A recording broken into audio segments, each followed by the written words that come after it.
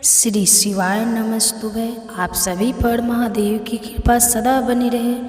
इससे पहले का अध्याय सुनने के लिए और कमेंट्स करने के लिए आप सबका बहुत बहुत धन्यवाद। आज सुनिए शिव महापुराण कथा में आगे का वृत्तांत। श्री ब्रह्मा जी कहते हैं, हे देवर्ष नारद, मैंने शब्द, तन, मात्रा आदि सूक्ष्म भूतों को स्वयं ही पचक करके अर्थात उन पांचों का परस्पर सम्मिलित करके उनसे स्थूल आकाश, वायु, अग्नि, जल और पृथ्वी की सृष्टि की, पर्वतों, समुद्रों और वृक्षों आदि को उत्पन्न किया है।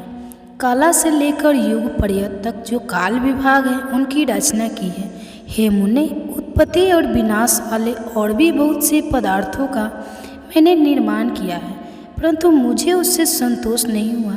तब सांब शिव का ध्यान करके मैंने साधन प्रामय पुरुषों की सृष्टि की।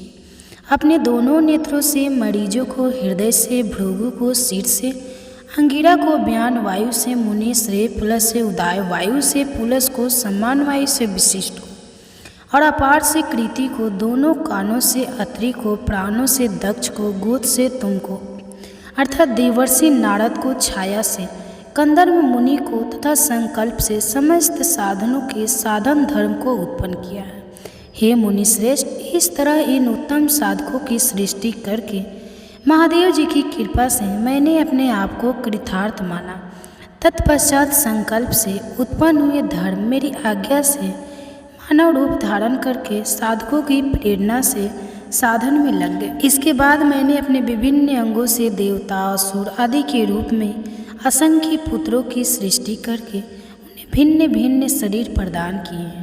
हे मुनि, तंद अंतर्यामी भगवान शंकर की प्रेरणा से अपने शरीर के दो भागों में विभक्त करके मैं दो रूप वाला हो गया है। हे नारद, आधे शरीर से मैं स्त्री हो गया और आधे से पुरुष। उस पुरुष ने उस स्त्री के गर्भ से सर्व साधन समर्थ उत्तम जोड़ों को उत्पन्न किया है।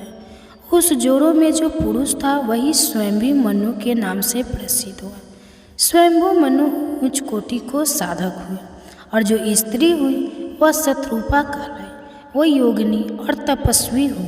तात मनु ने वैवाहिक विधि से अत्यंत सुंदरी शत्रुपा का पानी ग्रहण किया और उससे वे मैथुन जनित सृष्टि उत्पन्न करने लगे।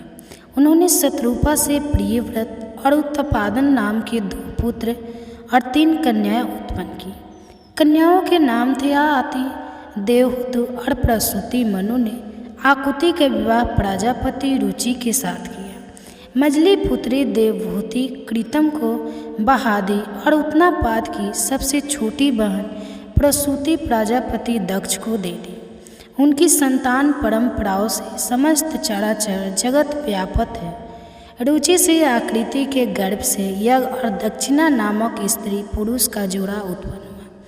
यज्ञ के दक्षिणा से 12 पुत्र हुए। हे मुने, कंदम द्वारा देवभूति के गर्भ से बहुत सी पुत्रियां उत्पन्न हुई। दक्ष के प्रसूति से 24 कन्याएं हुई। उनमें से श्राद्धा आदि 13 कन्याओं का विवाह दक्ष ने धर्म के साथ कर दिया। मुनीश्वर धर्म की उन पत्नियों के नाम भी सुनो। श्रद्धा, लक्ष्मी, धृति, दृष्टि, पुष्टि, मेधा, क्रिया, बुद्धि, लज्जा, वसु, शांति, सिद्धि और कृति। यह सब 13 हैं। उनमें छोटी जो शेष 11 सुलोचना कन्याएं थीं, उनके नाम भी इस प्रकार हैं: ख्याति, सती, संभूति, समृद्धि, प्रति, क्षमा, सन्नति, अनुसुईया, ऊर्जा, स्वाहा तथा सौदा, भृगु, शिव, मारीच, अंगिरी, मुनि, पुलिस, पुनि। श्रेष्ठ कृति, अत्रि, विशिष्ट, अग्नि और पितरों ने क्रमशः इन ख्याति आदि कन्याओं का पानी ग्रहण किया। भंगु आदि मुनि श्रेष्ठ साधक हैं। इनकी संतानों से चराचर प्राणी सहित सारी त्रिलोकी भरी हुई है। इस प्रकार अंबिकापति महादेव जी की आज्ञा से अपने पूर्व कर्मों के अनुसार बहुत से प्राणी असंख्य श्रेष्ठ द्वित से रूप में उत्पन्न हुए। कल्प भेद से दक्ष के 60 कन्याएं बताई गई हैं।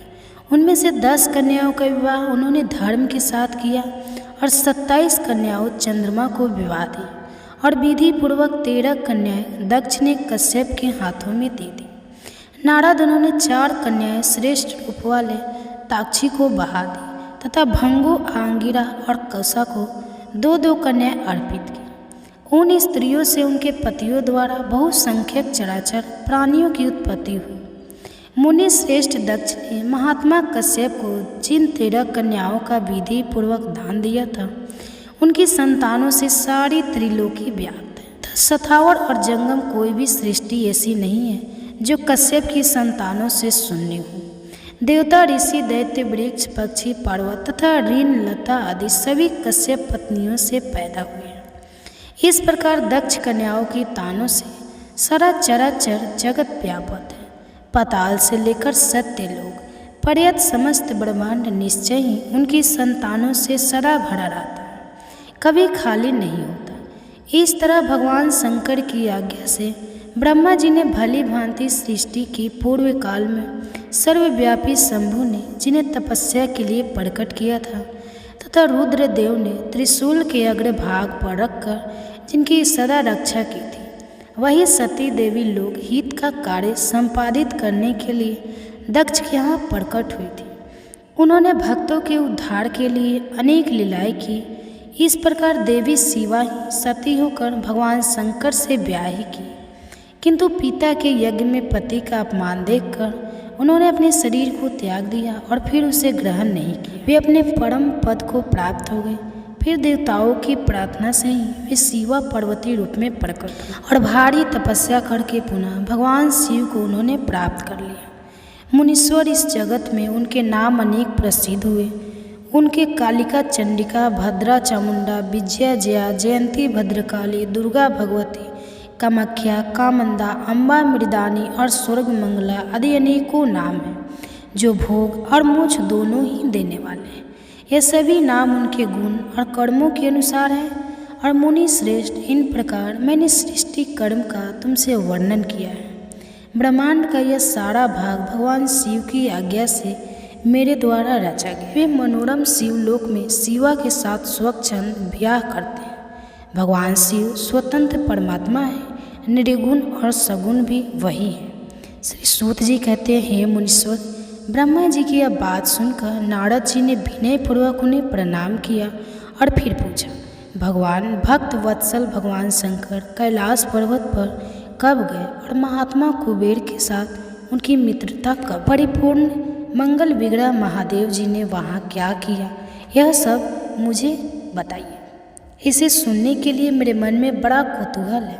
तब ब्रह्मा जी कहने लगे, नारद सुनो, चंद्रमौली भगवान शंकर के चरित्र का वर्णन करता हूँ कि वह कैसे कैलाश पर्वत पर गए और कुबेर की उनके साथ किस प्रकार मित्रता हुई, यह सब बताता हूँ। काम्पल नगर में यज्ञदत्त नाम से प्रसिद्ध एक ब्राह्मण रहा करते थे, तो कि बड़े सदाचारी थे। उनका एक पुत्र हुआ जिसका नाम गुणनिधि था। वह बड़ा ही दुराचारी और जुआरी हो गया था। पिता ने अपने उस पुत्र को त्याग दिया। वह घर से निकल गया और कई दिनों तक भूखा प्यासा भटकता रहा। एक दिन वह नैवेद्य चुराने की इच्छा से, अर्थात जो शिवलिंग पर चढ़ाए गए फल आदि होते हैं, भोग होता है, उसे नैवेद्य, इस इच्छा से वह एक शिव मंदिर में गया। वहाँ उसने अपने वस्त्र को जलाकर उजाला किया, यह मानो उसके द्वारा भगवान शिव के लिए गया दीपदान हो। इसके बाद वह चोरी में पकड़ा गया। उसे प्राण दंड मिला। अपने कुकर के कारण वह यमदूतों द्वारा बांधा गया। इतने में ही भगवान शंकर के पार्षद वहां आ पहुँचे और उन्होंने उसे उनके बंधने से छुड़वा दिया। शिव गणों के संगम से उसका हृदय शुद्ध हो गया था, अतः वह उन्हीं के साथ तत्काल शिवलोक में चला गया। वहाँ सारे दिव्य भोगों का उपभोग तथा उमा महेश्वर का दर्शन करके कालांतर में वह कलिंग राजा अरिदम का पुत्र हुआ। वहाँ उसका नाम था दम और नित्य निरंतर भगवान शिव की सेवा में लगा रहता था। बालक होने पर भी वह दूसरे बालकों के साथ शिव जी का भजन किया करता। वह क्रम से युवा अवस्था को प्राप्त हुआ और फिर पिता के परलोक गमन के बाद राज सिंहासन पर बैठा। राजा दम बड़ी प्रसन्नता के साथ सब ओर शिव धर्मों का प्रचार करने लगे। भूपाल दम का दमन करना दूसरों के लिए सर्वत कठिन। हे ब्राह्मण, समस्त शिवालय में दीपदान करने के अलावा वे दूसरे किसी धर्म को नहीं जानते थे। उन्होंने अपने राज्य में रहने वाले सभी ग्राम अध्यक्षों को बुलाकर यह आज्ञा दे दी कि शिव मंदिर में दीपदान करना सभी के लिए अनिवार्य होगा। जिस जिस ग्रामाध्यक्ष के गांव के पास जितने भी शिवालय अर्थात शिव जी के मंदिर हो, वहाँ वहाँ बिना कोई विचार किए सदा ही दीप जलाने चाहिए। आजीवन इस धर्म का पालन करने के कारण राजा दम ने बहुत बड़ी धर्म संपत्ति का चयन कर लिया। फिर वे काल धर्म के अधीन हो गए। दीपदान की वासना से युक्त होने के कारण उन्होंने शिवालय में बहुत से दीप जलाए और उसके फलस्वरूप जन्मांतर में वे रत्नम दीपों की प्रभा के आश्रय होकर अलकापुरी के स्वामी हुए। इस प्रकार भगवान शिव के लिए किया हुआ थोड़ा सा भी पूजन या आराधना समय आने पर महान फल जरूर देता है। ऐसा जानकर उत्तम सुख की इच्छा रखने वाले लोगों को शिव जी का भजन अवश्य ही करना चाहिए। वह दक्षित का पुत्र जो सदा सब प्रकार के धर्मों में ही रचा बसा रहता था, दैव योग से शिवालय में धन चुराने के लिए गया और उसने स्वार्थवश अपने कपड़े को दीपक की बत्ती बनाकर उसके प्रकाश से शिवलिंग के ऊपर का अंधेरा दूर कर दिया। इस सत्कर्म के फलस्वरूप वह कलिक देश का राजा हुआ और धर्म में उसका अनुराग हो गया। कहा तो वह अपने कपड़े को दीपक की बत्ती बनाकर शिवलिंग पर चढ़ाया, नैवेद्य चुराना चाहता था। कहा उसको इस किए गए दीपदान का इतना बड़ा पुण्य प्राप्त हो गया। फिर इस सत्कर्म के फलस्वरूप वह कलिंग देश का राजा हुआ और धर्म में उसका अनुराग हो गया और दीप की वासना का उदय होने से शिवालय में दीप जलवाकर उसने यह दिक्पाल का पद प्राप्त कर लिया। मुनीश्वर देखो तो कहीं सही उसका वह कर्म और कहाँ यह दीर्घकाल की पदवी जिसका वह मानव धर्म प्राणी इस समय यह उपयोगी कर रहा है। तात यह तो उसके ऊपर शिव जी के संतुष्ट होने की बात कही गई। अब एक चित होकर यह भी सुनो कि किस प्रकार सदा के लिए उसकी भगवान शिव के साथ मित्रता हुई। नारद पहले के पादम काल की बात है और सावन की सोमवार है और यह व्रत काफ़ी महत्वपूर्ण होता है। दोस्तों, चाहे कुंवारी लड़कियां हो या सुहागन हो या पुरुष हो या लड़के हो, सभी अपना मनचाहा साथी पाने के लिए भोले बाबा से प्रार्थना करते हैं जो आध्यात्मिक अवसर खोजते हैं। दोस्तों, उनके लिए सर्वश्रेष्ठ मौका है और सभी जो सुहागन होती है महिलाएं, वह अपने पति की दीर्घायु के लिए और पुत्र की दीर्घायु के लिए कामना करती हैं। और जिस असुहागन औरत के गोद सुनी रहती है, वो भी सावन में शिव जी की आराधना पूजा करके अपना गोद को पूर्ण करती है। तो दोस्तों, कृपा हो जाए शिव जी का तो मनुष्य का भाग बदल जाता है, उसका कल्याण होता है तो निश्चित होता है। लेकिन ऐसा भी कहा जाता है कि इस समय में अगर कुछ बातों का ध्यान न रखा जाए तो शिव जी अपने भक्तों से नाराज हो सकते हैं। सावन का महीना है और 22 जुलाई से सावन शुरू हो रहा है और इसका समापन 19 अगस्त को होगा। तो भगवान शिव का सबसे प्रिय महीना है आषाढ़ महीना। तो आषाढ़ महीना के बाद से प्रारंभ हो जाएगा और यह पूरा का पूरा महापर्व भगवान शिव और दिव्य स्त्री ऊर्जा माँ पार्वती को समर्पित है। वैसे तो सावन का पूरा महीना ही बहुत खास होता है भगवान शिव की पूजा के लिए, लेकिन सावन का जो सोमवार होता है इसमें भगवान भोलेनाथ की कृपा पाने के लिए यह बहुत विशेष माना जाता है। इस माह में विशेष रूप से सावन का सोमवार व्रत हुआ, मंगला गौरी हुआ, नाग पंचमी, गुरु पूर्णिमा, पुत्रदय एकादशी, पवित्र एकादशी, हरियाली अमावस्या और सावन शिवरात्रि जैसे महत्वपूर्ण त्यौहार आते हैं। इस साल सावन का महीना 29 दिनों का होगा और सावन सोमवार की शुरुआत 5 शुभ योग में हो रही है।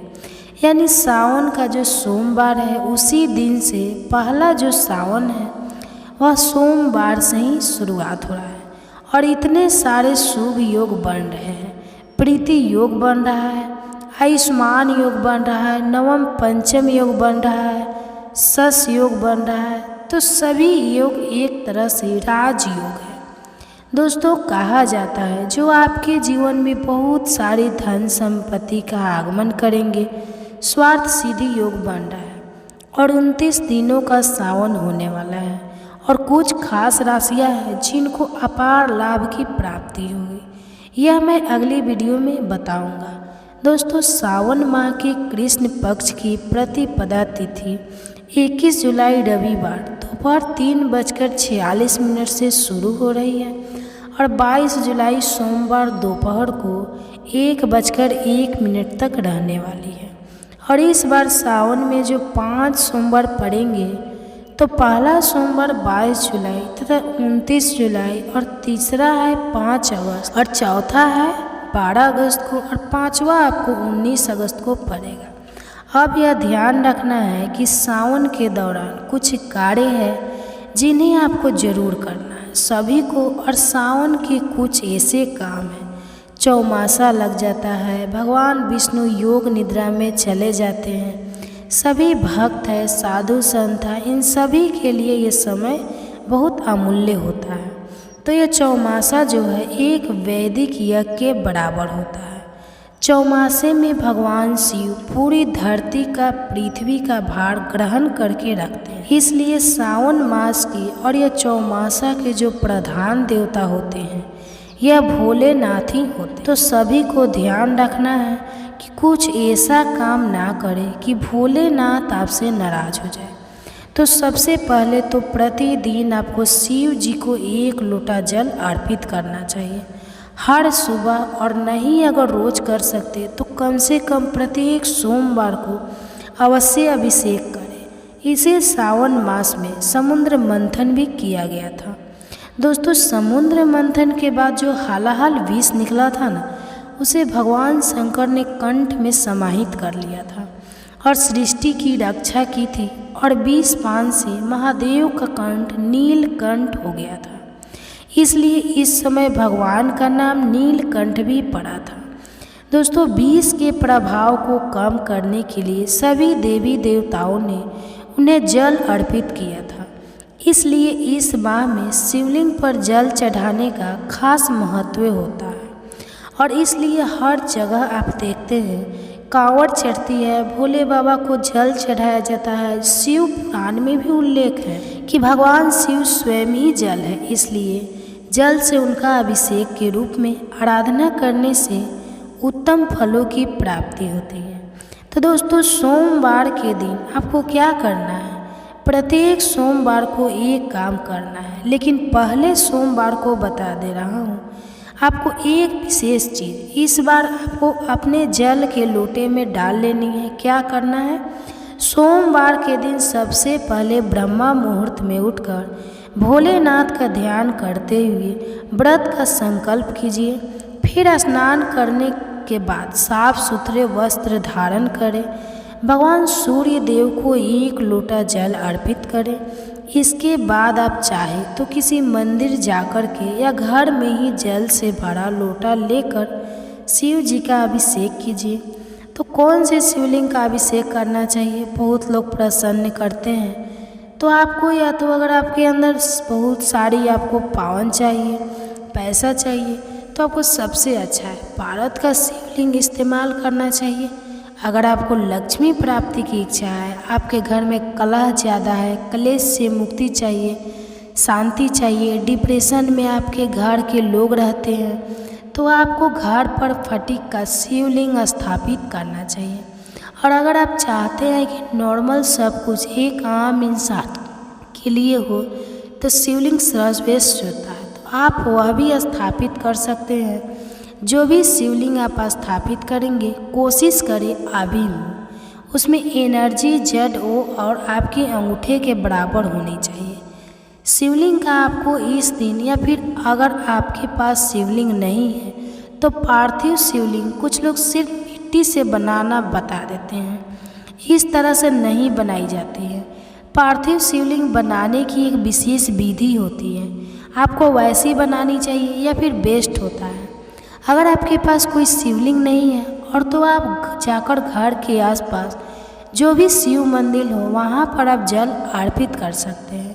तो दोस्तों, रुद्र अभिषेक कर सकते हैं, लेकिन आपको 1 लोटे का जो जल है उसमें आपको इस बार एक विशेष काम करना है। जो मुहूर्त है 5 राजयोग बन रहे हैं, इन सबके नाम लेकर के आपको 5 बेलपत्र लेने हैं। कटे फटे बेलपत्र ना हो, इस बात का आप ध्यान रखें। सुंदर बेलपत्र हो और नहीं तो चांदी के बेलपत्र आप यूज कर सकते हैं। छोटे अभिमंत्रित किए हुए चांदी के बेलपत्र होने चाहिए और इसके बाद अब बेलपत्र के ऊपर आप चंदन छिड़क लीजिए। छोटे बेलपत्र है तो सिर्फ चंदन छिड़क लीजिए, बड़े बेलपत्र है तो आप उस पर ओम नमः शिवाय लिख सकते हैं और श्री राम लिख सकते हैं, राम राम लिख सकते हैं। इस प्रकार से आपको चंदन से कुछ अच्छे अक्षर लिखने चाहिए। इसके बाद एक तांबे के लोटे में जल भरना चाहिए। थोड़ा सा गंगा जल है तो वह डाल लीजिए और उसमें कुछ साबुत साफ चावल अक्षर जो बिना टूटे हुए चावल है वह आपको डालना चाहिए। अब थोड़े से पुष्प ले लीजिए और लोटे के ऊपर बेलपत्र और पुष्प रख करके आपको मंदिर जाना चाहिए या घर में ही ओम नमः शिवाय का 27 बार जाप करें और इसके बाद भोले बाबा को आपको वह जल अर्पित कर देना है। तो भोले बाबा को पंचामृत भी बहुत पसंद होता है, इसलिए जल चढ़ाने के बाद आप चाहे तो शिवलिंग पर पंचामृत से भी अभिषेक कर सकते। लेकिन जब भी पंचामृत से अभिषेक करें तो ऐसा नहीं कि कच्चा दूध या पंचामृत से अभिषेक किया और छोड़ के आ गए, नहीं, उसके बाद शुद्ध जल से आपको अवश्य अभिषेक करना चाहिए। पूरे समय ओम नमः शिवाय, ओम नमः शिवाय, ओम नमः शिवाय इसका जाप करते रहे। शुद्ध जल से अभिषेक करने के बाद हो सके तो एक छोटी सी रुमाली या तौलिए से भोले बाबा को पोंछे। चंदन से आप त्रिपुंड बना सकते हैं। जनेऊ अर्पित करें, पुष्पों से श्रृंगार करें, फल चढ़ाए, बेलपत्र से श्रृंगार करें, बेलपत्र चढ़ाए, आखड़े के पुष्पों की माला चढ़ाए और रुद्राक्ष आदि की माला आप अर्पित कर सकते हैं। थोड़ा सा शहद इस दिन आपको अवश्य अर्पित करना चाहिए।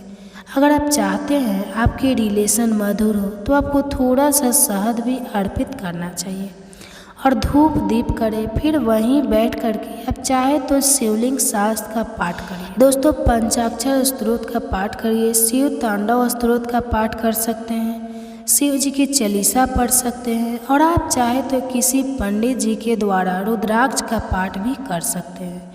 फिर रुद्राक्ष की अगर आपके पास अभी मंत्रित माला है, संस्कारित माला है, तो आपको इसके 108 बार महामृत्युंजय मंत्र का जाप करना चाहिए। दोस्तों, अगर मंदिर में पूजा कर रहे हैं आप तो घर में आकर के आपको भगवान शिव की प्रतिमा हो, कोई फोटो हो या घर के ही ईशान कोण में एक दीपक ओम नमः शिवाय बोलते हुए जरूर जलाना चाहिए।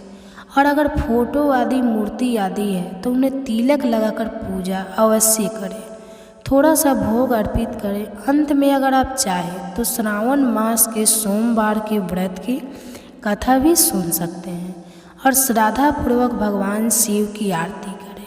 शीश दंग अर्ध अंग पार्वती सदा विराजित कैलासी, नंदी वंगी नृत्य करत है, गुण भरत शिव के दासी। इस प्रकार से आरती करें, भोले बाबा की उनसे आशीष मांगे, प्रसाद वितरण करें, क्षमा प्रार्थना करें कि जाने या अनजाने कोई भूल चूक हुई हो तो प्रभु आप मुझे क्षमा करें। दोस्तों, आशीर्वाद मांगिए अपने लिए, अपने परिवार के लिए, अपने रिश्ते के लिए और यह बहुत शुभ माना जाता है। हो सके तो इस दिन व्रत रखना चाहिए। व्रत कैसे रखा जाता है? शिव जी का व्रत 3 प्रहर का रखा जाता है और संयम रखना चाहिए। हर प्रकार का संयम रखें। आत्मचिंतन का समय होता है, ध्यान का समय होता है, तो ध्यान का अभ्यास करें। इस पवित्र अवधि जो सावन का महीना है, यह पवित्र अवधि अपने आत्मनिरीक्षण, आप जीवन में क्या कर रहे हैं, क्या करना चाहते हैं, अपने आध्यात्मिक विकास की ओर आपको ध्यान देना चाहिए। चौमासा होता है, सावन में 2 दैवीय मार्गदर्शन लेना चाहिए। अपने गुरु, अपने ज्योतिष जो भी हैं उनके संग उनका संग करें।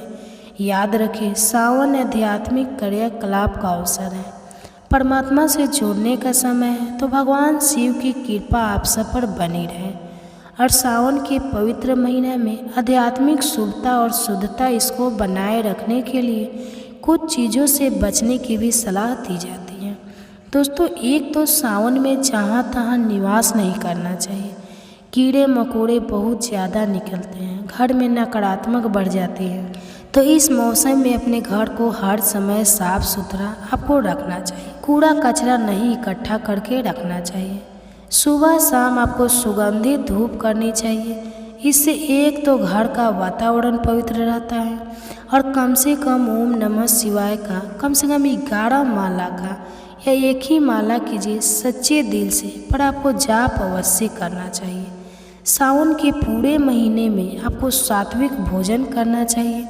भूल से भी मांस मछली अंडा लहसुन प्याज मदिरा आदि किसी भी प्रकार के मांसाहार हुआ, नॉनवेज हुआ, ड्रिंक्स आदि कुछ नशे की चीज़ें हुई, इससे आपको परहेज रखना चाहिए। व्रत के दिन फलाहार करना चाहिए, यह श्रेष्ठ होता है। नहीं कर सकते तो कम से कम एक समय सात्विक भोजन करें। भोजन बनाए भी तो पूरी शुद्धता के साथ। आपको देसी घी में या सरसों के तेल में ही भोजन बनाना चाहिए। और जो लोग फलाहार करते हैं या वे लोग एक समय सात्विक भोजन भी कर सकते हैं। गलत भोजन तामसिक माना जाता है और यह आध्यात्मिक विकास में बाधा बनाता है। यह आपके दिमाग और शरीर के संतुलन को बिगाड़ देता है। दोस्तों, आपके स्वास्थ्य और आपकी आध्यात्मिक कल्याण आज तक आपकी जिंदगी पदयात्रा हुई है, वह सभी के फल को नष्ट कर देता है। पाचन तंत्र सावन के महीने में धीमी गति से काम करता है, इसलिए इस मौसम में विशेष रूप से खान पान अगर नहीं भी सही रखा गया तो आपकी सेहत खराब हो सकती है। इसलिए आपको ध्यान रखना चाहिए, नियमों का पूरी तरह से पालन करें। व्रत को अधूरा नहीं छोड़ना चाहिए। जैसे कुछ लोग 4 सोमवार व्रत का संकल्प लेते हैं लेकिन 2 करके छोड़ देते हैं। अगर आपको लगता है मैं 4 सोमवार नहीं कर पाऊँगा, 2 ही कर पाऊँगा, तो मन में 2 का ही संकल्प लीजिए। बाद में आपकी इच्छा हो तो 4 सोमवार या 5 सोमवार का आप संकल्प ले सकते हैं, या फिर आपको संकल्प लेने की आवश्यकता ही नहीं है। आप मन में कह लीजिए कि मुझसे जितने हो पाएंगे मैं उतना करूँगा। यह सोचकर आपको आचरण को पवित्र करके किसी का भी दिल दुखाए बिना आपको व्रत को धारण करना चाहिए। दोस्तों, आप देखेंगे यही सावन का महीना आपको कितना फलदायी होगा। किसी भी प्रकार के नकारात्मक विचार है, क्रोध है, हानि है, आप मंदिर आदि में जाएंगे। किसी के ऊपर बुरी नज़र रखना, किसी के प्रति झूठे आकर्षण से बचना, शादीशुदा महिलाओं से बातचीत करना, छेड़खानी करना, प्राय स्त्रियों से प्राय पुरुषों से संपर्क बनाना, यह सभी चीज़ें आपकी आध्यात्मिक काया में बाधाएं पैदा करती हैं। तो दोस्तों, अपने विचारों को शुद्ध रखें। किसी प्रकार का अशुद्ध विचार भी मन में ना लाएं। अशुद्ध व्यवहार न करें। अपनी यौन पवित्रता को भी बना करके रखें। किसी भी तरह के माया जाल में ना फंसे। कायाकल्प का काल है और जीवन साथी के साथ भी आपको मर्यादापूर्ण व्यवहार करना चाहिए। किसी भी तरह के झगड़े, खराब व्यवहार या संबंधों में दूरियां बनाते हैं। इसलिए जितना संभव हो रिलैक्स रहे और दूसरों पर गुस्सा करने से आपको बचना चाहिए। आपको इस दौरान किसी भी प्रकार की पंचायती में भी नहीं पड़ना चाहिए, क्योंकि दूसरों की नकारात्मक ऊर्जा आप अपने अंदर घर कर रहे हैं। झूठ का सहारा लेकर के किसी भी काम को ना करें। भोले बाबा छोटी सी पूजा से प्रसन्न हो जाते हैं, लेकिन जो लोग झूठ का सहारा लेते हैं जीवन में उनसे कभी भी भोले बाबा प्रसन्न नहीं होते और ना ही वे उन्हें शुभ फल देते हैं। अपने बड़े बुजुर्गों का सम्मान करें। किसी भी प्रकार से किसी का अनादर ना करें और कोई भी ऐसी कटु वचन किसी को ना बोले जिससे किसी का मन दुखी हो जाए, वह नाराज हो जाए। घर के सभी लोगों के साथ अच्छा व्यवहार करें। पुरुषों को चाहिए कि स्त्रियों का सम्मान करें और स्त्रियों को भी चाहिए कि पुरुषों को अनाप शनाप ना बोले। अपने घर में हर प्रकार की नकारात्मक को दूर रखें। इस महीने में शादी विवाह जैसे शुभ काम करने का लगन नहीं होता। बहुत सी शादीशुदा महिलाएं होती हैं इस समय, इसलिए अपने मायके भी चली जाती हैं, ताकि इस अवधि में ब्रह्मचर्य के व्रत का पालन करना चाहिए। तो दोस्तों, मरसूरस के पुत्र मार्कंडेय ने लंबी आयु के लिए सावन माह में ही घोर तपस्या कर ब्रह्मचार्य का पालन कर शिव जी की कृपा प्राप्त की थी, जिससे मिली मंत्र शक्तियों के सामने मृत्यु के देवता यमराज भी नतमस्तक हो गए थे। अतः इस माह में ज़्यादा से ज़्यादा तपस्या करें, ज़्यादा से ज़्यादा ब्रह्मचर्य के व्रत का पालन करें। अनावश्यक यात्राओं से भी आपको बचना चाहिए। इस दौरान की गई यात्राएं सफल नहीं होती दोस्तों, उल्टा कुमार्ग पर लेकर जाती है, दुर्भाग्य को पैदा करती है। इसलिए कोशिश करना चाहिए कि श्रावण के महीने में आपको यात्रा कम से कम करें। और एक अवधि है जिसको आपको मर्यादा पूर्ण तरीके से बिताना चाहिए। सावन में बाल भी नहीं काटने चाहिए, दाढ़ी मूछ नहीं काटने चाहिए, नाखून नहीं काटने चाहिए। वैसे तो देखा जाए तो ये एक धार्मिक मान्यता है जिसका पालन वर्षों से किया जा रहा है और उस समय जो चलता था उस समय के काल प्रसंग और स्थितियों को देखकर की जाती थी। तो दोस्तों लेकिन कहा जाता है कि गुरु ग्रह थोड़े कमज़ोर हो जाते हैं, इसलिए नहीं करना चाहिए। बाकी पहले ज़माने में मुझे लगता कि पर्याप्त लाइट नहीं थी और प्रॉपर उपकरण भी नहीं थे, दाढ़ी मूछ बाल काटने के, तो इससे हो सकता है बाल कटवाने के समय चोट लग जाती होगी या घाव होने का खतरा होता होगा। तो यही वजह है कि हो सकता है इस श्रावण मास में बाल काटने, दाढ़ी मूछ काटने में मनाही की गई हो। तो दोस्तों जितना आपसे श्रद्धा शक्ति से हो सकता है उतना कीजिए। बाकी और श्रावण मास कब से शुरू हो रहा है, कौन कौन से शुभ योग बन रहे हैं, कौन कौन सी सोमवारी आने वाली है और पहली सोमवारी को आपको क्या करना है, तो सोमवार से ही सावन लग रहा है। तो ये सब जानकारी मैंने आपको इस वीडियो में बता दी है। तो दोस्तों ये वीडियो आपको कैसी लगी? अगर वीडियो अच्छी लगी हो तो वीडियो को लाइक कर दीजिए और कमेंट बॉक्स में हर हर महादेव जरूर लिखिए। अगर दोस्तों आपने हमारे चैनल पर नए हैं तो सबसे पहले आप हमारे चैनल को सब्सक्राइब करके साथ में बेल आइकन को भी प्रेस कर दीजिए ताकि हमारे वीडियो के जो भी नोटिफिकेशन होंगे वो आप सबके पास सबसे पहले पहुंचेंगे और इस सब का लाभ आप पूरा उठा पाएंगे। तो बस इस अध्याय में इतना ही।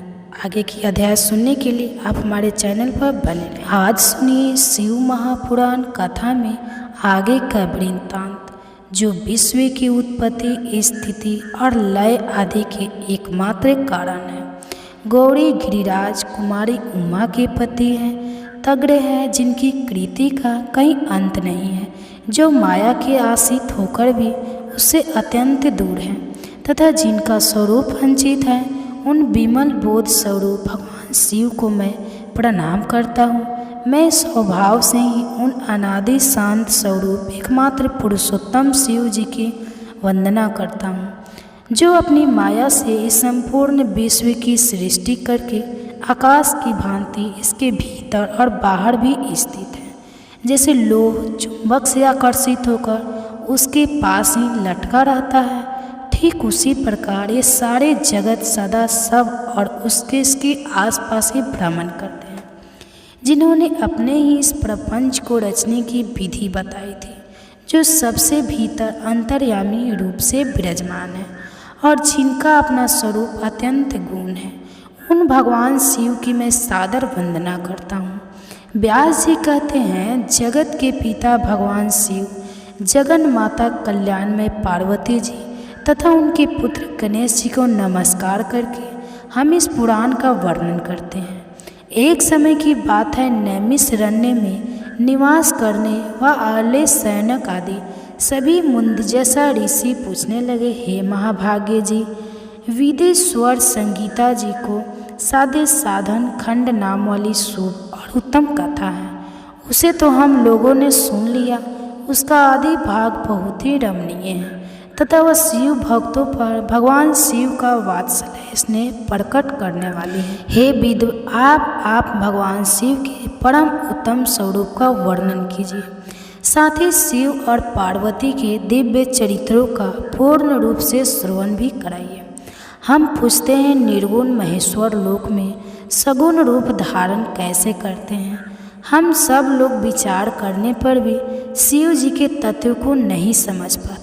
सृष्टि के पहले भगवान शिव किस प्रकार अपने स्वरूप से स्थित होते हैं, फिर सृष्टि के मध्य काल में वे भगवान किस तरह क्रीड़ा करते हुए समस्या का व्यवहार बर्ताव करते हैं और सृष्टि कल्प का अंत होने पर वे महेश व देव की स्वरूप में स्थित रहते हैं। लोक कल्याणकारी शंकर कैसे प्रसन्न होते हैं और प्रसन्न हुए महेश्वर अपने भक्तों तथा दूसरे को कौन सा उत्तम फल प्रदान करते हैं, यह सब हमसे कहिए। तो हमने सुना है कि भगवान शिव शीघ्र ही प्रसन्न हो जाते हैं। वे महान दयालु हैं, इसलिए अपने भक्तों का कष्ट नहीं देख सकते। ब्रह्मा, विष्णु और महेश यह तीन देवता शिव जी के ही अंग से उत्पन्न हुए हैं। उनके प्रकृति की कथा तथा उनके विशेष चरित्रों का वर्णन कीजिए। हे प्रभु, आप उमा की अभिवाड़ और विवाह की भी कथा कहिए। विशेषतः उन्हें गृहस्थ धर्म का और अन्य लीलाओं का भी वर्णन कीजिए। हे निष्पाप सूत जी, आपको यह सब तथा दूसरी बातें भी अवश्य करनी चाहिए। सूत जी महाराज कहने लगे, हे मुनीश्वर, आप लोगों ने बड़ी ही उत्तम बात पूछी है। भगवान सदा शिव की कथा में आप लोगों की जो आंतरिक निष्ठा हुई है, इसके लिए आप धन्यवाद के पात्र हैं। ब्राह्मण भगवान शंकर का गुना, आवाज, सात्विक, राजस और तामस तीनों ही प्रकृति के मनुष्य को सदा आनंद प्रदान करने वाला है। पशुओं की हिंसा करने वाले निष्ठुर कसाई के सिवा दूसरा कौन पुरुष उस गुनावा को सुनने से उब सकता है। जिसके मन में कोई तृषा नहीं है, ऐसे महात्मा पुरुष भगवान शिव के उन गुणों का गान करते हैं, क्योंकि वह गुणवती संसार रूपी रोग की दवा है। मन तथा कानों की प्रिय लगने और संपूर्ण मनोरथ को दिलाने वाली है। ब्राह्मणों, आप लोगों के प्रश्न के अनुसार मैं यथा बुद्धि प्रयत्न पूर्वक शिव लीला का वर्णन करता हूँ। आप सभी ध्यान पूर्वक और आदर पूर्वक सुनिए। जैसे आप लोग पूछ रहे हैं, उसी प्रकार देवर्षि नारद जी ने भी शिव रूपी भगवान विष्णु से प्रेरित होकर अपने पिता से पूछा था। अपने पुत्र नारद जी का प्रश्न सुनकर शिव भक्त ब्रह्मा जी का चित्त प्रसन्न हो गया और वे उन मुनि शिरोमणि को हर्ष प्रदान करते हुए प्रेम पूर्वक भगवान शिव के यश का गुणगान करने लगे। एक समय की बात है, मुनि शिरोमणि विपर नारद जी ने, जो कि ब्रह्मा जी के पुत्र हैं, विनीत चित्र होकर तपस्या में मन लगाया। हिमालय पर्वत में कोई एक गुफा थी जो बड़ी शोभा से प्रसन्न दिखाई देती थी। उसके निकट ही देव नदी गंगा निरंतर वेग पूर्वक बहती थी। वहाँ एक महान दिव्य आश्रम था जो नाना प्रकार की शोभा से सुबोधित था। दिव्यदर्शी नारद जी तपस्या करने के लिए उसी आश्रम में गए। उस गुफा को देखकर मुनिवर बड़े प्रसन्न हुए और सुदीर्घ काल तक वहाँ तपस्या करते रहे। उनका अंतकरण बड़ा शुद्ध था। वे दृढ़ता पूर्वक आसन बांधकर मौन होकर प्राणायाम पूर्वक समाधि में स्थित हो गया। से हे ब्राह्मण, उन्होंने वो समाधि लगाई जिसमें ब्रह्मा और साक्षात कराने वाला अहम ब्रह्मास्मि अर्थात मैं ब्रह्मा हूँ, यह विज्ञान प्रकट होता है। मुनिवर नारद जी जब इस प्रकार तपस्या करने लगे, उस समय यह समाचार पाकर देवराज इंद्र काँप उठे। वे मानसिक संताप से विवल हो गए कि नारद मुनि मेरा राज्य लेना चाहते हैं। मन ही मन ऐसा सोचकर देवराज इंद्र ने उनकी तपस्या में विघ्न डालने के लिए प्रयत्न करने की इच्छा की।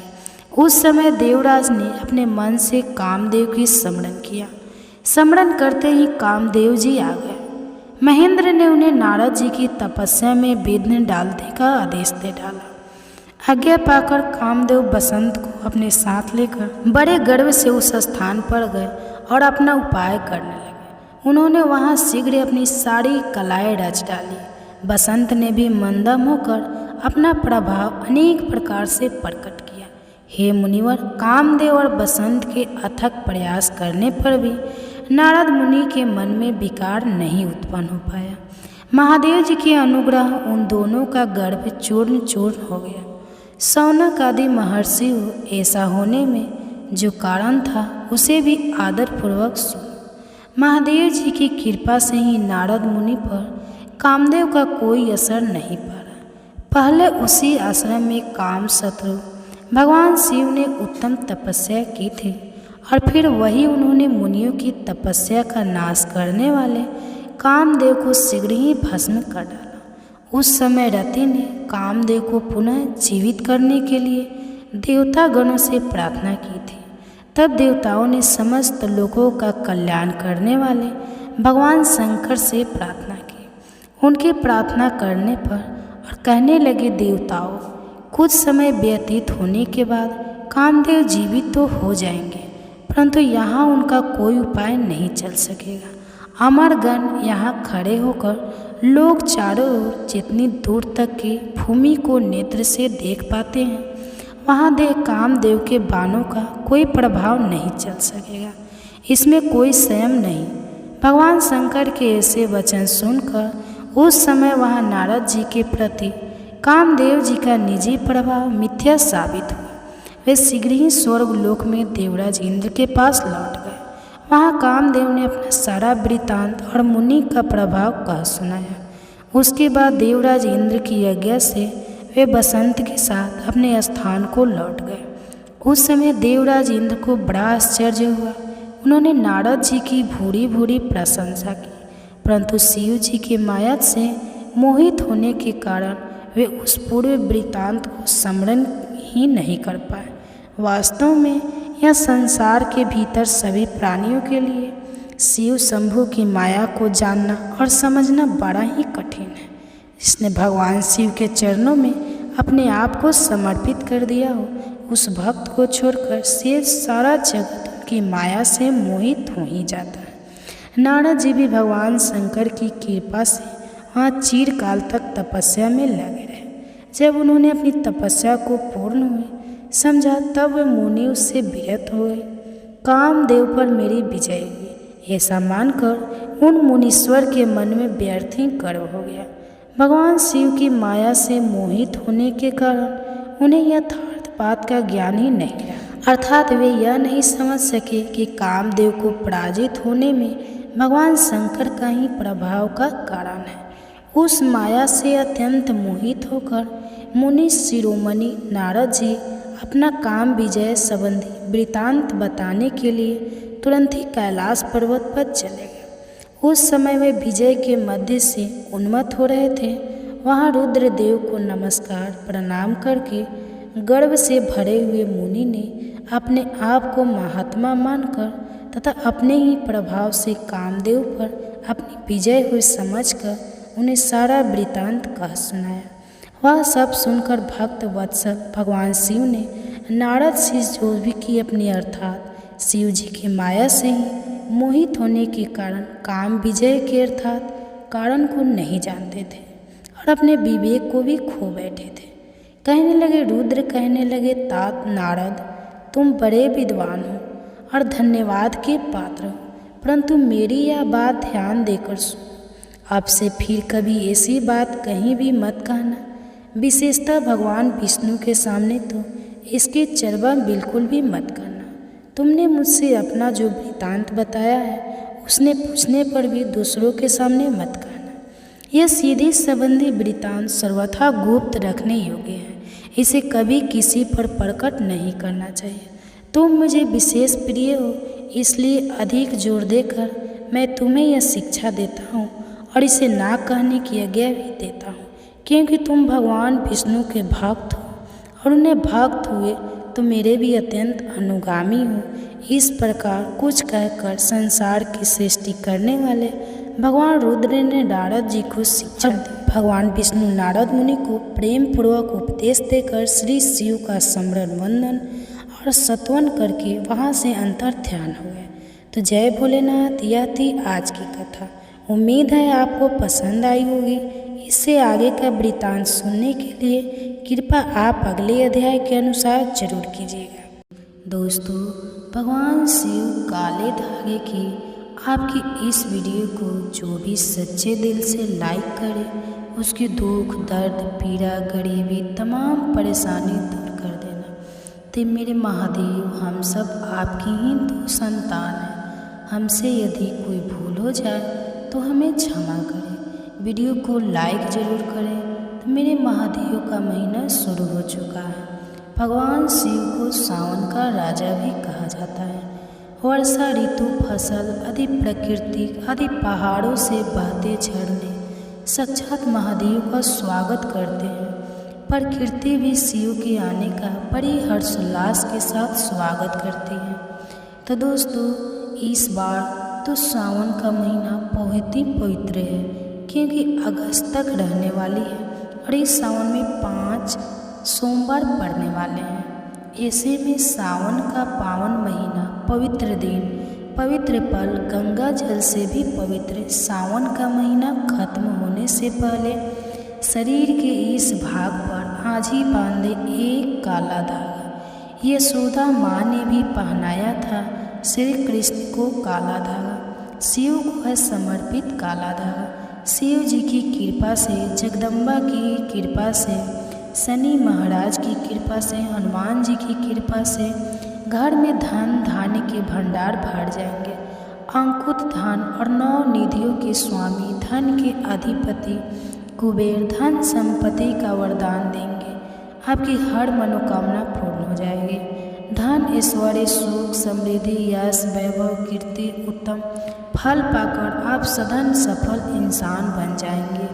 तो काला धागा आपको कहीं भी मिल जाएगा। अमीर, गरीब, फकीर, गरीब, निर्धन, जात पात, ऊंच नीच, अनपढ़, अंग्रेज सभी लोग पहनते हैं। काला धागा बड़ी आसानी से मिल जाता है। काला धागा मुकेश अंबानी का समस्त परिवार पहनता है। काला धागा बॉलीवुड अभिनेत्रियां पहनती है। काला धागा योगोत्पत्ति, बड़े बड़े बिजनेसमैन, बिजनेसवुमेन सभी लोग पहनते हैं। क्योंकि काला धागा कैसे पहनना है वह हम आपको इस वीडियो में बताएंगे। अधूरा ज्ञान हमेशा खतरनाक होता है, तो वीडियो को अंत तक जरूर देखें। सावन में ही पहनना है काला धागा। सावन में इस बार 5 सावन सोमवार पड़ रहे हैं, तो बीच में आप काला धागा जरूर पहने। काला धागा सिद्ध करने का तरीका भी बताएंगे। तो आज का वीडियो बहुत ही खूबसूरत है।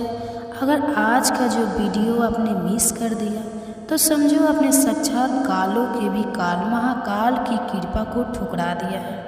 माता रानी की कृपा को ठुकरा दिया है। धन लक्ष्मी आपको कभी नहीं मिलेगी। तो वीडियो को पूरा जरूर देखें और एक लाइक जरूर करें। आज हम बताएंगे शरीर के किस अंग पर बांधे काला धागा और क्यों बांधे काला धागा। दोस्तों, आपने तो देखा होगा कि बहुत से लोग काला धागा शरीर पर बांधते हैं।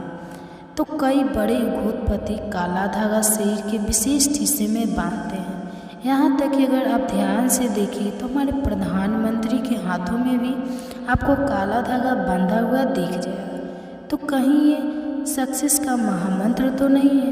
क्या ये उनकी सफलता के पीछे का राज? आखिर लोग काले धागे क्यों पहनते हैं? शायद आपने इस बारे में कभी सोचा ही नहीं होगा। कई लोग सोचते हैं ये अंधविश्वास है। अगर अंधविश्वास होता तो बड़े बड़े उद्योगपति अपने हाथों में, गले में, पैरों में काला धागा कभी नहीं पहनते।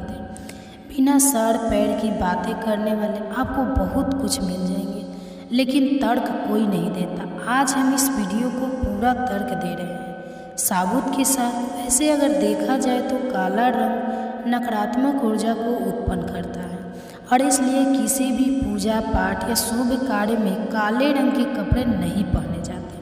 लेकिन दोस्तों, काले वस्त्र धारण करना और काला धागा शरीर पर बांधना दोनों में फर्क है, और यह फर्क जमीन आसमान का है। आपने अक्सर देखा होगा छोटे बच्चों को नज़र ना लगे इसलिए काला टीका लगाया जाता है और उनकी नाभि के नीचे भी काला धागा यानी कंधन बांधी जाती है। तो वास्तव में काला रंग हर तरह के अशुभ नहीं है। सृष्टि में काले रंग का उजला सच यही है कि उसे ईश्वर ने भी श्रेष्ठ माना है। काले रंग के महत्व को तो स्वयं शक्ति की देवी माँ काली भी बताती है। अपने भगवान विष्णु को अनेक मूर्तियाँ मंदिरों में देखी होगी, लेकिन जैसा प्रभाव शालिग्राम यानी काले पत्थर से बने विग्रह का माना गया है वह किसी अन्य धातु और पत्थरों से बनी मूर्ति का नहीं। तो तुलसी की मंजरों से जो बीज निकलते हैं वह भी काले ही होते हैं। उसे शालिग्राम का प्रतीक मानते हैं। काले रंग की गाय को कपिला गाय कहा गया है, जिसे बहुत ही शुभ फलदायी माना जाता है। काली गाय के पैरों के नीचे की मिट्टी भी माथे पर लगाई तो पापों से मुक्ति मिलती है। काले रंग के कुत्तों का ज्योतिष में बड़ा महत्व बताया गया है। इसे भगवान भैरव का वाहन और क्रूर ग्रहों के प्रभाव को दूर करने वाला बताया गया है। साढ़े साथी और शनि की पीढ़ियों को दूर करने के लिए बताया जाता है कि काले कुत्ते को रोटी खिलाएं। दोस्तों, काले रंग का धागा अगर आप अपने शरीर पर धारण करते हैं तो इसकी सबसे बड़ी विशेषता यह है कि यह किसी भी प्रकार की ऊर्जा को आपके शरीर से बाहर निकलने नहीं देता है। तो दोस्तों, आज की वीडियो में हम एक ऐसा असरदारी उपाय बताने वाले हैं जिससे आपका जीवन सकारात्मक तरीके से पूरा बदल जाएगा। आपको हर कार्य में सफलता मिलने लगेगी, इतनी खुशी आएगी जिसकी आपने कभी कल्पना भी नहीं की होगी। देखिए, जब आप किसी धार्मिक कार्य के लिए जाते हैं, माता वैष्णव के द्वारा जाते हैं, भैरव मंदिर जाते हैं, कोई तीर्थ यात्रा जैसे पूर्णागिरि धाम जाते हैं, हरिद्वार जाते हैं, तब आपको एक अलग से पुजारी जी एक काला धागा जरूर देते हैं। यह काला धागा हमें तब प्राप्त होता है हम पुजारी जी को अपना काला धागा दे देते हैं। तब पुजारी जी बदले में भगवान के चरणों का काला धागा उठाकर आपको प्रसाद के रूप में देते हैं। काला धागा लगभग सभी स्थानों पर धार्मिक यात्रा पर उपलब्ध किया जाता है, जो कि सीधे होता है। काला धागा तो बड़ी आसानी से मिल जाती है, बड़ी आसानी से उपलब्ध हो जाता है। काला धागा भयंकर से भयंकर नकारात्मकता को नष्ट करता है और बल प्राप्त करता है। मुख्यतः नकारात्मकता का जो आपके हर काम में बाधा लाती है, घर में अशुभ होता है लाती है, वह इससे खत्म हो जाएगी। यही नकारात्मकता आपके जीवन में रोड़ा बनकर खड़ी होती है। आप चाहे कितनी भी मेहनत मशक्कत कर लो, अपेक्षा अनुसार आपको उसका फल नहीं मिलता। परिणाम धन की कमी हो ही जाती है, आर्थिक समस्याएं सताने लगती हैं, चिंता बढ़ती है, चिंता साथ में क्लेश लेकर आती है और फिर परिवार में अशांति छा जाती है और फिर पति पत्नी के बीच का संवाद गायब हो जाता है। लड़ाई झगड़े उसकी जगह ले लेते हैं। यह नकारात्मकता आने के कई कारण हो सकते हैं। गृहजनित दोषों से लेकर घर में गलत जगह रखी गई गलत चीज़ें और वास्तु दोष भी इसके कारण हो सकते हैं। लेकिन सबसे बड़ा कारण होता है किसी दूसरे की नज़र लग जाना, ईर्ष्या और जलन की वजह से। ऐसा होता है हमारे ऊपर आँख गड़ाई जाती है। ऐसी नकारात्मकता हमें अपने जीवन में कभी भी आगे बढ़ने नहीं देती, हमेशा दुख और निराशा देती है। बड़ी मेहनत और लगन के साथ हम कार्य करते जाते हैं, फिर भी पर्याप्त सफलता हमसे कोसों दूर होती है। लेकिन आज का यह उपाय ऐसा प्रभावशाली है जो आपके ऊपर कोई भी नकारात्मक शक्ति हो हावी नहीं होने देगा। जनित दोषों को दूर करेगा, उनमें शुभता लाएगा, जिससे आप अपने लक्ष्य को पा सकते हैं, भाग्य का लेखा जोखा प्रत्यक्ष में ला सकते हैं। तो आगे बढ़ने से पहले अभी तक आपने कमेंट बॉक्स में अपनी राशि को नहीं डाला है तो राशि भी डाल दीजिएगा। यदि हमारे पास कोई उपाय होगा जिससे आपका भला हो सके तो वह आकर हम आपके कमेंट्स की रिप्लाई में जरूर बता देंगे। वीडियो लाइक करना ना भूलें। यह उपाय करने के लिए आपको चाहिए होगा रेशमी या सूती काला धागा। थोड़ा सा हटके उपाय है। काला धागा बांधने की प्रथा आज की नहीं है, कई सालों से इसे हाथ पैर गले और बाजू में बांधा जा रहा है। तो मूल रूप से इसे नज़र से बचने के लिए, शरीर में बल प्राप्त करने के लिए, कमजोरी को दूर करने के लिए, दुश्मन से बचने के लिए बांधा जाता है। दरअसल काला धागा और भी कई मुसीबतों समस्याओं से बचाकर व्यक्ति को अमीर तक बनने के काम करता है। तो दोस्तों, वास्तव में हमारा शरीर पंच तत्वों से मिलकर बना है। यह पंच तत्व है पृथ्वी, आयु, अग्नि, जल और आकाश। इनसे मिलने वाली ऊर्जा हमारे शरीर का संचालन करती है। इनसे मिलने वाली ऊर्जा से ही हम सभी सुख सुविधाओं को प्राप्त करते हैं। जब किसी इंसान की बुरी हाय और नज़र हमें लगती है तब इन 5 तत्वों से मिलने वाली संबंधित सकारात्मक ऊर्जा हम तक नहीं पहुंच पाती। इसलिए शरीर पर काला धागा बांधा जाता है। काला रंग नज़र लगाने वाले की एकाग्रता को भंग कर देता है। इसके कारण नकारात्मक ऊर्जा आपको प्रभावित नहीं कर पाती है। बिल्कुल डंके की चोट पर शास्त्र में कहा जाता है कि जब पंच तत्व अच्छे से काम करते हैं तो उसे राजा पाठ विशेष दान प्राप्त होता है, राजा की गद्दी प्राप्त होती है। तो दोस्तों इसको अलग अलग तरीक़ों से उपयोग में ले सकते हैं और उसी के अनुसार आपको उतना लंबा धागा लेना है। यह काला धागा नकारात्मकता को अवशोषित कर लेता है। काला रंग बुराइयों को अवशोषित कर लेता है, उन्हें सोख लेता है। और इसी कारण अक्सर आपने देखा होगा कि घर के बड़े बुजुर्ग में जब आपसे घर में कोई छोटा बच्चा होता है तो उसको किसी की नज़र ना लगे इसलिए काला टीका लगाते हैं। काला टीका पैरों से लेकर हथेली, माथा और गले के पीछे लगाया जाता है। शादी के समय भी दूल्हे दुल्हन को काला टीका लगाया जाता है। यह काला रंग सदैव बुरी शक्तियों से रक्षा करता है। तो सावन सोमवार या सावन के किसी भी समय काला धागा लेकर आपको नज़दीक के किसी शनि मंदिर या हनुमान जी के मंदिर चले जाना है। अगर आप शनि मंदिर जाते हैं तो शनि देव को जो सरसों का तेल चढ़ाया जाता है उस तेल में काले धागों को थोड़ा सा डुबो देना है या फिर थोड़ा सा वह तेल उस धागे पर लगा देना है। अगर आप हनुमान मंदिर जाते हैं तो हनुमान जी के चरणों का सिंदूर इस धागे पर आपको लगाना है और साथ ही आपको धागों में 7 गांठें लगानी है। प्रत्येक गांठ लगाते समय एक समस्या के निराकरण की विनती आपको भगवान से करनी है। तो आपके जीवन की बड़ी 7 समस्याएं 7 गांठें लगाते वक्त आप भगवान को बता सकते हैं। लेकिन याद रहे सावन में ही यह करना है। आपको धन विस्मयक समस्या हो, कार्य में अड़चने आती हो, संतान से जुड़ी कुछ परेशानी हो, कर्ज बढ़ता जा रहा हो, पारिवारिक जीवन में क्लेश कला हो, हर एक समस्या भगवान को बताते हुए एक गांठ बांध ले। इस तरह से आप 7 समस्याओं है तो 7 गांठ लगा दें।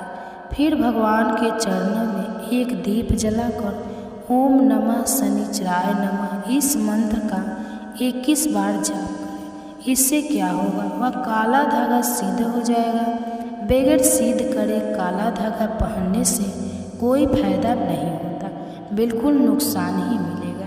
यदि आप काली माता के मंदिर जाते हैं तो काली माता के लिए आप प्रसाद ले लें, नारियल ले लें, फूल माला ले लें, चुनरी लें और खरीदार से एक एक्स्ट्रा काला धागा लें जो पुजारी जी आपको बदले में वापस देंगे। काली माता के पास जब आप जाए तो पुजारी जी को प्रसाद दें और वहाँ पर जो पंडित जी होते हैं, पुजारी होते हैं, उनको काला धागा दे दें और उनसे कहें यह काला धागा हमें अपने बच्चों के लिए चाहिए या अपने लिए चाहिए या जो बीमार है उसके लिए चाहिए। तब पुजारी जी उसी के अनुसार उस काले धागे को सिद्ध करते हैं और आपको देते हैं। आपको जो समस्या है काला धागा लेते समय पुजारी जी को वही समस्या बताए, तभी ही आपको काले धागे का विशेष फल मिलेगा और वैसा ही आपका काम करेगा। काला धागा माता के चरणों से मिला। काला धागा जो पहनता है उसकी कुंडली के बारे में न्याय हो जाते हैं। दुश्मन भी आस पास नहीं भटकता। नज़र दोष, प्रीत दोष, काल सर्प दोष, शनि का दोष भी, मंगल दोष भी नहीं सताता। बच्चे जब पहनते हैं तो नहीं डरते हैं, आराम से सो जाते हैं, फ्रेश होते हैं, बच्चे उनकी तंदुरुस्ती बन जाती है। तो दोस्तों अगर आप सावन के समय किसी भी दिन हनुमान जी के मंदिर जाते हैं तो एक बार आपको पहले आसन लगा लेना है और फिर हनुमान चालीसा का पाठ करना है और अपनी सभी 7 समस्याएं बताते हुए काले धागे में 7 गांठें लगाएं। इसके बाद जिस धागे में अपने गांठें लगाई है उस धागे को दीप के ऊपर से 7 बार उतार लें उड़ते समय ओम हनुमते नमः इस मंत्र का आपको 7 बार जाप करना है। इस सब उपाय क्रिया के दौरान या उसके बाद आपको किसी से कोई बात नहीं करनी है। चुपचाप अपने घर चले जाना है। फिर उस एक रात के लिए उस धागे को आपको अपने घर के मंदिर में रख देना है। अब उस धागे को अपने या जिस भी व्यक्ति के लिए आप ये उपाय करना चाहते हैं उस व्यक्ति के बाजू में आपको बांध देना है। अगर आपने बड़ा धागा लिया है तो आप अपने परिवार के सभी सदस्यों के बाजू में यह बांध सकते हैं। यह एक रक्षा कवच की तरह काम करता है। तो इस बात का ध्यान रखें कि इस धागे में से किसी भी गांठ को कैंची या ब्लेड नहीं लगानी चाहिए, नहीं तो ये अशुभ माना जाता है। तो दोस्तों ये वीडियो आपको कैसी लगी कमेंट्स करके जरूर बताएं। अगर वीडियो अच्छी लगी हो तो वीडियो को लाइक करें और कमेंट बॉक्स में हर हर महादेव जरूर लिखें। तो वीडियो को अंत तक बने रहने के लिए